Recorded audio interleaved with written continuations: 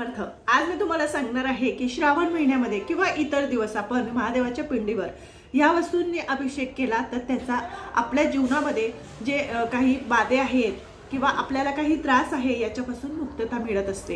हे अग्निशास्त्रामध्ये आणि शिवमहापुराण कथेमध्ये सुद्धा सांगितलेलं आहे। त्याच्यातलंच पहिलं तुम्हाला सांगते।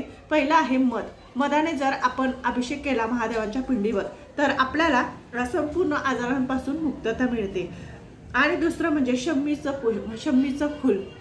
फूल जर पाण्यामध्ये टाकून महादेवांचा अभिषेक केला तर आपल्याला मनासारखा वर प्राप्त होतो।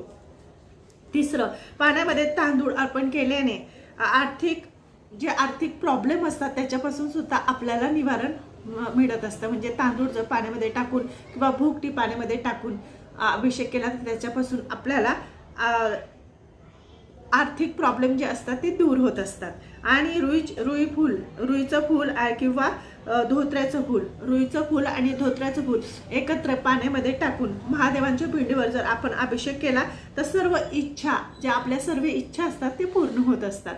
पाचवं, साखर आणि दूध जर पाण्यामध्ये टाकून महादेवाच्या पिंडीवर अभिषेक केला तर मानसिक ताण भरपूर प्रमाणात कमी होत असतो। गायच्या तुपाने म्हणजे गायचे जे तूप असतं ते घट्ट असतं, ते गायचं तूप पातळ करून त्याच्याने अभिषेक केला तर प्रत्येक कामामध्ये आपल्याला यश प्राप्त होत असतं। उसाच्या रसाने जर आपण महादेवांच्या पिंडीवर अभिषेक केला तर प्रभावी म्हणजे खूप मोठा आपल्या घरामध्ये धनसंपदा वाढते, घरामध्ये सुख समृद्धी नांदते, लक्ष्मी स्थिर राहते आणि लक्ष्मीची आवक वाढते। त्याच्यातलं 11वं जे आहे ते म्हणजे गंगा जलाने जर आपण महादेवांच्या पिंडीवर अभिषेक केला तर समस्त पापांचं निवारण होत असतं आणि आपल्या घरामध्ये म्हणजे जे आपले आजार असतात ते संपूर्णपणे बरे होत असतात। नंतर ना तीळ जर पाण्यामध्ये टाकल्यानंतर अभिषेक केले तर सगळे जे दुःख आहे त्याचं निवारण होत असतं। म्हणजे दुःखाचा त्रास आपल्या जीवनातून कमी होत असतो।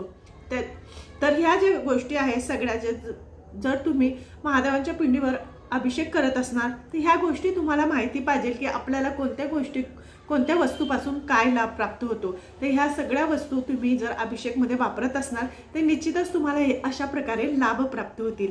माझं चॅनल आवडत असेल लाईक करा, सबस्क्राईब करा। श्री स्वामी समर्थ।